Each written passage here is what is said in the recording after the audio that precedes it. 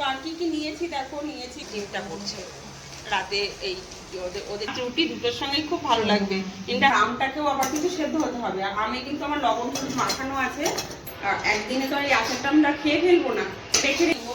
তবু আমার জন্য একটুখানি পটল দিয়ে আলু দিয়ে কুচিয়ে ভাজলাম। তারপরে আমার পাশে সবাই খুব সাবধানে থেকো, সবাই খুব। কেমন আছো তোমরা সবাই? আশা করি সকলে এই গরমে খুব ভালো আছো। এত গরম, ভালো না থেকেই বা কোথায় যাব। সত্যি গরমে সবাই খুব সাবধানে থেকো। এখন আমি সন্ধ্যাকালীন একটা পর্ব নিয়ে তোমাদের সামনে হাজির হলাম। আচার বানাবো অল্প করেই, সবাই খায় না আমাদের ঘরে আচার, তো আমি খাই আর আমার মালতী খাবে। এই তো আচার আজকে বানাচ্ছি। সন্ধ্যেবেলায় চাটা খেলাম, তারপরে এখন আচারের জন্য চলে এলাম। তো আচার দেখো, আমটা শুকিয়ে নিয়েছি, একদিনে শুকিয়ে এই অবস্থা, আমি অত্যাধিক শুকিয়ে গেছে। তো এটাই এখন করবো আচার। আমি তেল ছাড়া আচার করবো। তো আমটা খুব শুকিয়ে গেছে, এটাই আমি কিন্তু তেল ছাড়া আচার করবো। আমি তেল দিয়ে আচার করি না, তেলের যেটা সেটা তেল দিয়েই করি, মানে মিষ্টি আচারে আমি তেল দিয়ে করি না। তো আর কি কি নিয়েছি দেখো, নিয়েছি একটু ধনে, একটু মেথি, মেথিটা কম নিয়েছি, আর মৌরি, আর হলো শুকনো লঙ্কা।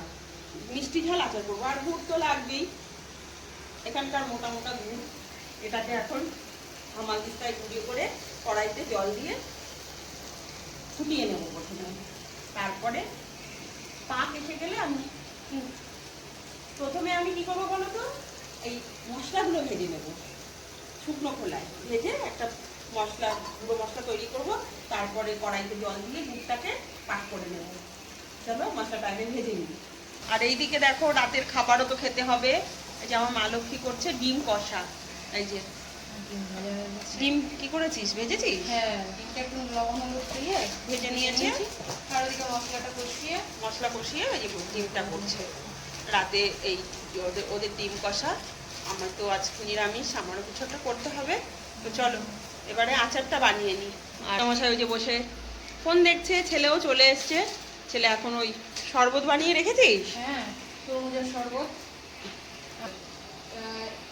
শরবত বানিয়েছিলাম, বিকালবেলায় বানিয়ে রেখেছি।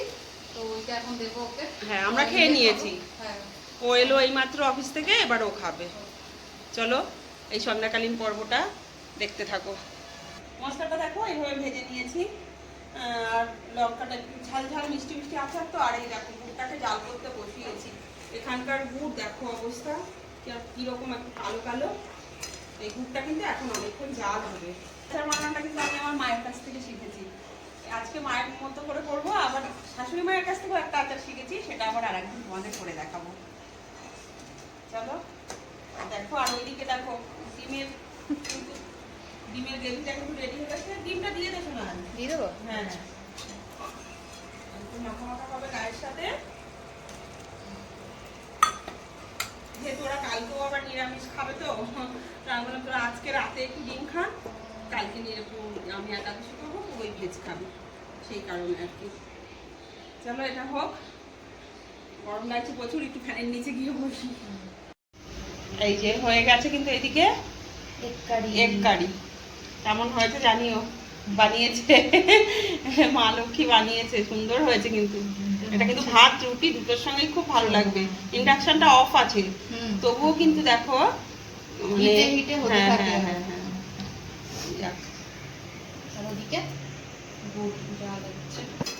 এইদিকে দেখো গুড় জাল হচ্ছে, আরো জাল হবে, অনেকটাই জাল হবে।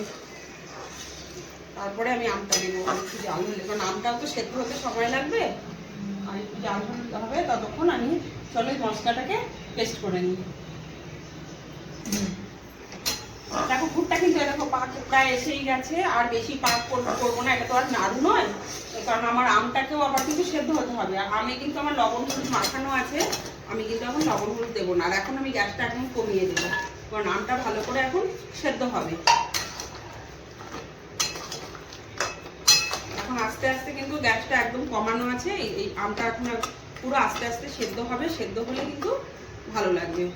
ততক্ষণে চলো, এই দেখো মিক্সিতে মশলাটা নিয়ে নিয়েছি, এই মশলাটা পেস্ট করে নেবো। এবার আমটা আস্তে আস্তে এখানে সেদ্ধ হোক।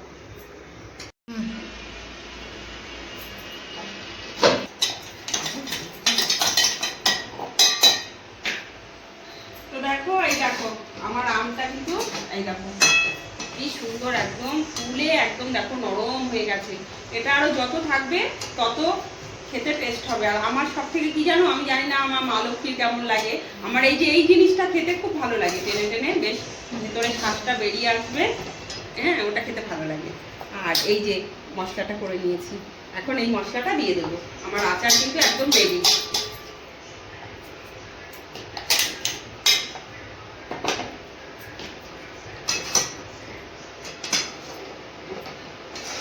মশলাটা মিশিয়ে আমি আর কিন্তু এই গুড়টুকু এরকম থাকবে, কারণ এই গুড়টুকু যদি না থাকে এই ঝোলটা তো আরো বসে যাবে।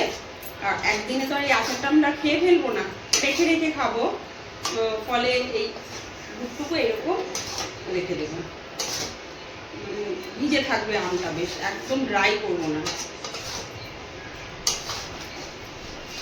কেমন হলো আমার আমের আচারটা অবশ্যই কিন্তু জানিও।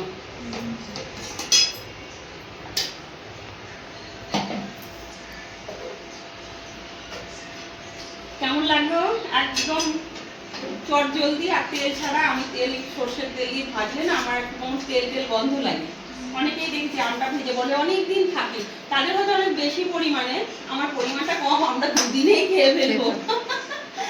আমাদের দুজনে দেখো না, এই আচার তো মুখরোচক জিনিস, আর যা গরম করেছে, কখন তোমরা ভাববে যে আচারটা হয়ে গেছে। আমি কেন বললাম আমার আচারটা হয়ে গেছে?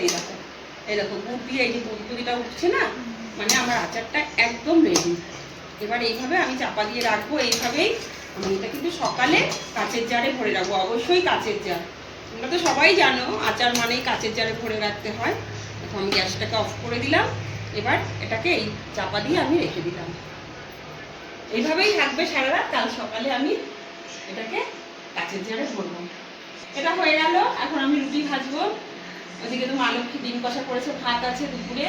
বোঝোই তো গ্যাসের যা সমস্যা, আমরা ইন্ডাকশনে একবারে ভাত করে রাখি। আমিও আজ ভাত খাবো, আমার জন্য আবার একটু আলু আর পটল ভাজছি, তারপরে রুটি করবো, করে খাওয়া দাওয়া করবো। আচার হলো, ওদের ডিমের কারি হলো, আর আমার জন্য দেখো যেহেতু দুপুরে শুক্তো আছে অনেকটা, ফেলবো না, খেয়েই নেবো, তবু আমার জন্য একটুখানি এই যে পটল দিয়ে আলু দিয়ে কুচিয়ে ভাজলাম। যেহেতু কালকে তো আমরা একাদশী, ভাতও খাবো না, রাতে একটু ভাত খাবো, তার জন্য অল্প তেল দিয়ে একটু ভাজা ভাজা করলাম আলু পটল এরকম চিড়ে। আর এখন দেখো রুটি করবো কর্তা মশার জন্য। দেখো 3টে গোলা, 3টে রুটি করবো। কর্তা মশাই একা রুটি খাবো, 3টে রুটি। তো যাই হোক, আজকে সন্ধ্যে থেকে এইটুকুই তোমাদের সামনে তুলে ধরলাম। কেমন লাগলো অবশ্যই জানিও। ভালো লাগলে আমার চ্যানেলটি সাবস্ক্রাইব করে আমার পাশে থেকো।